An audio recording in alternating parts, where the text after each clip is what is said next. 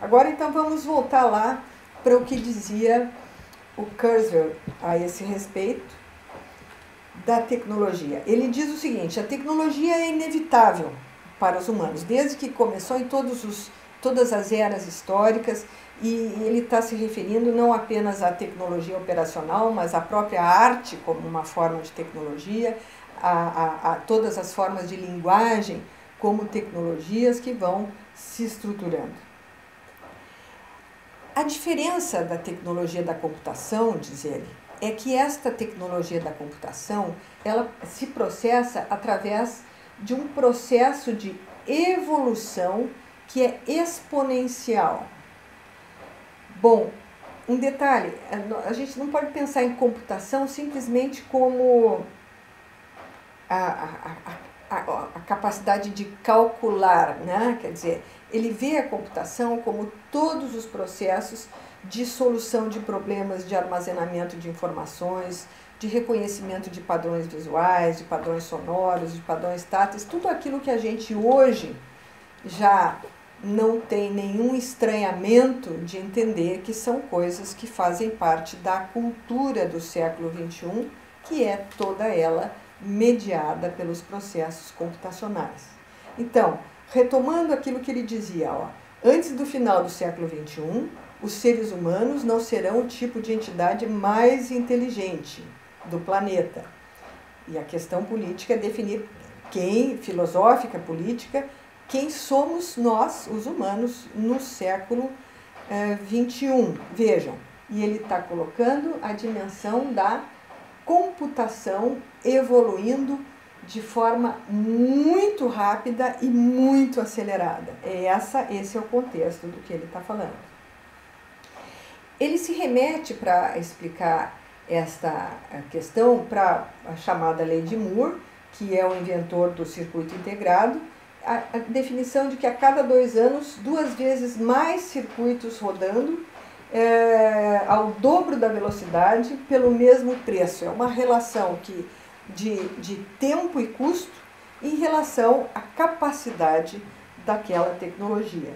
E ele diz o seguinte: a velocidade e a densidade da computação tem dobrado a cada 3 anos, no começo do século XX, para 1 ano no final do século XX, independente do tipo de hardware. Então, em 97, vejam, esse livro ele escreveu em 97, os computadores são cerca de 100 milhões de vezes mais poderosos para o mesmo custo unitário do que eram meio século atrás. Então, ele está colocando a questão do crescimento exponencial da capacidade de computação. Vejam, e esse é o contexto do que ele está dizendo. Ele vai relacionar esse crescimento com o próprio processo evolutivo humano. Segundo ele, a explicação para esse crescimento é de que a computação obedece à lei dos retornos acelerados. O pessoal da física certamente poderia explicar essas questões melhor do que eu, mas basicamente é o seguinte: ele diz que a tecnologia computacional é um processo evolucionário que, portanto, se realimenta a partir do seu próprio desenvolvimento. Okay? Então, este processo, ele produz, primeiro, ordem em relação ao caos, enxergando-se caos como séries de eventos aleatórios, com mutações aleatórias que são apropriadas para os processos evolutivos, né? E que, com esse aumento exponencial da ordem, o tempo entre os eventos relevantes fica menor e os retornos, que são os produtos de valor deste processo, se aceleram. É uma ideia complicada de pensar assim rapidamente, mas vamos tentar entender pelo menos como é que isso se encaixa dentro de uma lógica de pensamento e de consequências, né? Então, basicamente, a teoria computacional é um processo evolucionário, ok? Essa lei dos retornos acelerados, né, que se aplica a este processo evolucionário da computação, ela vai implicar que este crescimento da capacidade de computação, além de ser exponencial, ele não tem limite. Ok, pessoal? Por quê que não tem limite? Porque tem dois recursos, né, de que este processo se alimenta, que são a ordem crescente da tecnologia e esta ideia do caos, dos eventos aleatórios, que é o que permite a inovação. É de onde o processo evolutivo tira a inovação.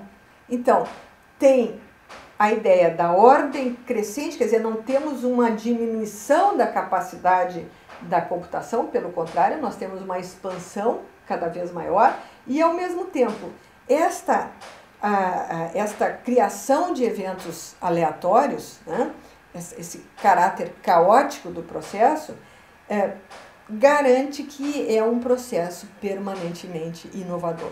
E nesse sentido, o Kurzweil é considerado uma das pessoas que mais divulga as questões da inovação, e de como a inovação é o processo que faz parte desta aceleração. Então,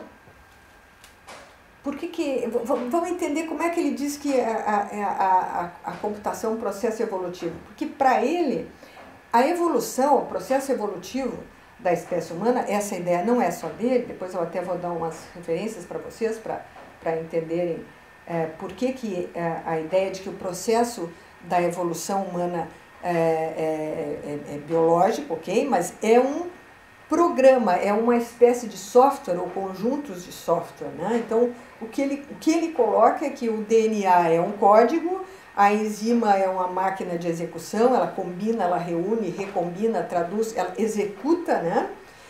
E para ele, por exemplo, o dispositivo de processamento da informação genética poderia ser uma prova da existência da nanoengenharia, porque é um processo que pode ser algoritmicamente compreendido, decomposto e reproduzido, a gente vai ver depois nas aplicações disso, reproduzido em software e em artefatos, né? Pequenos pedaços de moléculas que consistem em apenas dezenas de átomos, codificam cada bit de informação e executam a transcrição, detecção de erros e função de correção. Vejam, todo o olhar do processo evolutivo como se fosse um software de execução.